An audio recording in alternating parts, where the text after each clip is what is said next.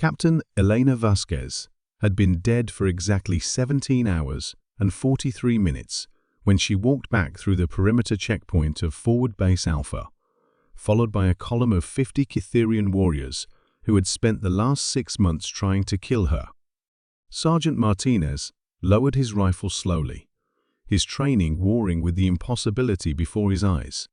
The woman approaching looked like Captain Vasquez, same dark hair, pulled back in a regulation bun, same confident stride, same scar across her left cheek from the Proxima campaign. But Elena Vasquez had died yesterday in the Thornwood Valley, alone and surrounded by enemies. Her final transmission a desperate plea for backup that never came. The Cytherians walking behind her made the scene even more surreal. The insectoid aliens moved in perfect formation, their chitinous armor gleaming in the afternoon sun, compound eyes fixed straight ahead. These weren't prisoners. They carried their weapons, maintained their proud bearing, yet followed the dead human captain as if she commanded their very souls. "Stand down," Elena ordered, as more soldiers emerged from defensive positions, weapons raised.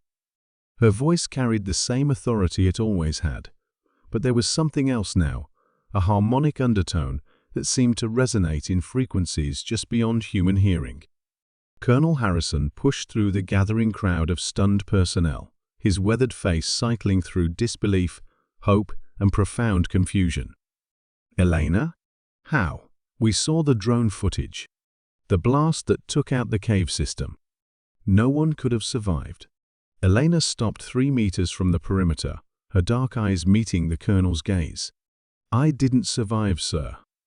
I died in that cave, alone and forgotten, while my people left me behind."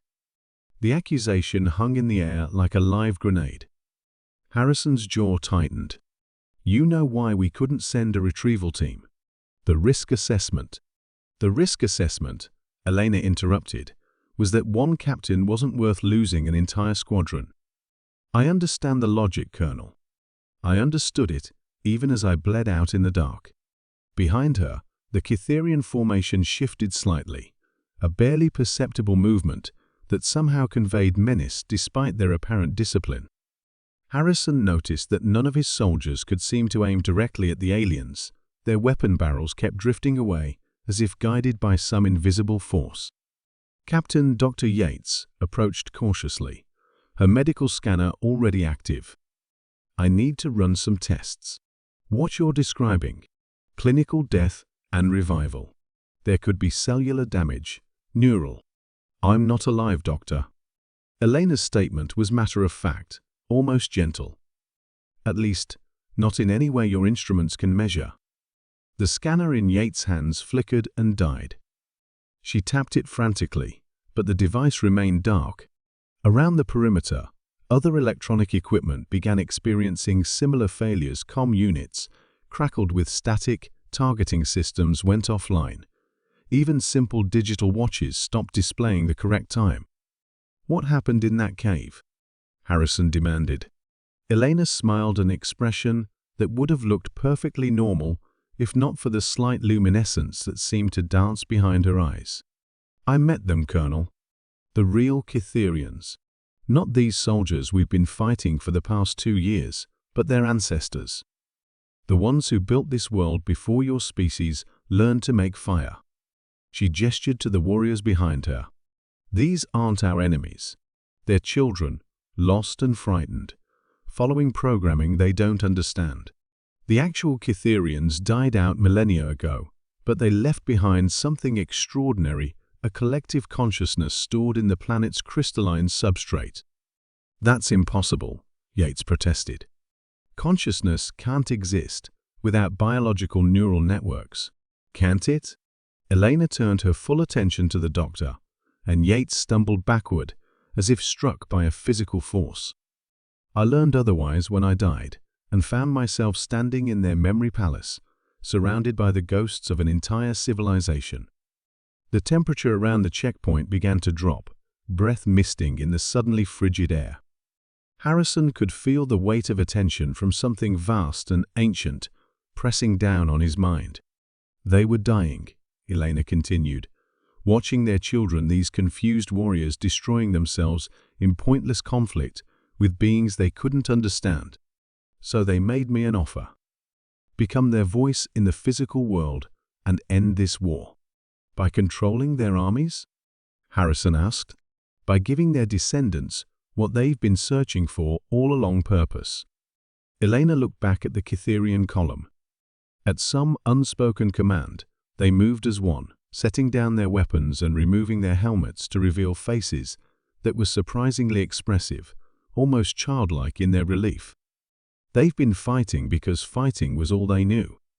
Their original mission parameters, corrupted over centuries, reduced to simple aggression directives. But they remember peace, Colonel. They remember cooperation. They remember building instead of destroying. One of the Cytherians stepped forward, apparently their leader, based on the additional markings on his armor. When he spoke, his voice carried the same harmonic undertones as Elena's. "We understand now," he said in accented but clear English. "The old songs speak of partnership with the small warm ones. We had forgotten the words, but she teaches us to remember." Harrison felt the world shifting around him, old certainties crumbling like ancient stone. "What do you want from us?" Elena's smile became genuine, warm, despite the otherworldly light in her eyes. "The same thing I wanted when I was alive, sir. To serve humanity's best interests.